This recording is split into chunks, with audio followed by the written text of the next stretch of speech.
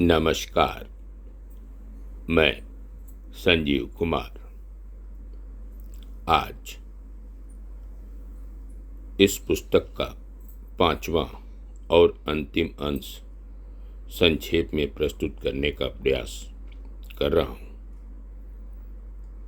Think again, उसे जानने की शक्ति जो आप नहीं जानते। इस अद्वितीय पुस्तक के रचनाकार हैं एडम ग्रांट और अनुवादक हैं अजय तिवारी तथा विश्वदीप नाग।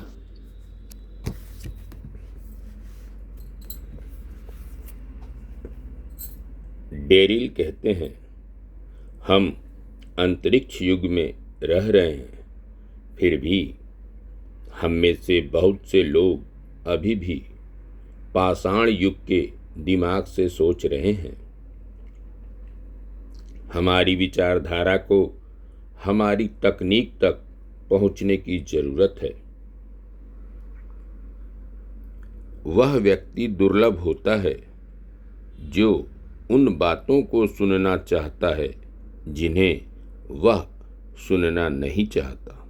डिक केवेट। प्रेरक इंटरव्यू की तकनीक या यो कहें कला अत्यंत असरदार और उपचारक है। प्रेरक इंटरव्यू पेशेवर सेटिंग्स तक ही सीमित नहीं है, ये रोजमर्रा के निर्णयों और बातचीत के लिए भी प्रासंगिक है। एक दिन मेरी दोस्त ने मुझसे सलाह लेने के लिए फ़ोन किया कि क्या उसे अपने एक्स के साथ वापस रहना चाहिए।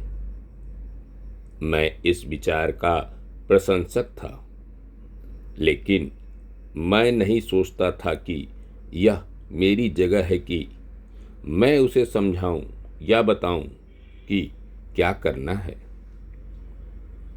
उसे राय देने के बजाय मैंने उससे फायदे और नुकसान पर विचार करने और मुझे यह बताने के लिए कहा कि वह एक साथी में जो चाहती थी, क्या ये पहलू उसकी तुलना में हैं।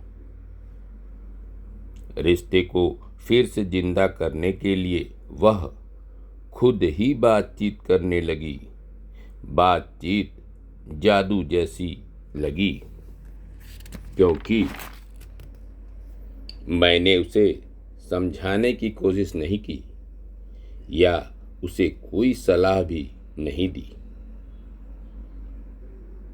ऐसा लगता है कि इंसानों ने हजारों सालों से खुद को बदलने की बात करने के जादू को समझ लिया है। खुद को बदलने की बात करने के जादू को समझ लिया है। मुझे आज ही पता चला कि अब्राकाडाब्रा शब्द एक हिब्रू वाक्यांश से आया है, जिसका अर्थ है मैं जैसा बोलता हूँ वैसा ही बनता हूँ। अब्राकाडाब्रा। क्लिनिकल मनोवैज्ञानिक थेरेस मोयर्स कहती हैं, परिवर्तन की बात एक सुनहरा धागा है। आपको जो करने की ज़रूरत है वह यह है कि आपको उस धागे को उठाना होगा और उसे खींचना होगा। अमांड रिपली कहती हैं, जब संघर्ष घिसा पिटा हो जाता है तो जटिलता ब्रेकिंग न्यूज हो जाती है। मनोवैज्ञानिकों का मानना है कि यदि लोग किसी समस्या के समाधान में रुचि नहीं रखते तो वे उसे नज़रअंदाज कर देंगे या उसके अस्तित्व से ही इनकार कर देंगे। अधिकांश लोग सोचते हैं जब मैं सफल हो जाऊंगा तब मैं खुश हो जाऊंगा, परंतु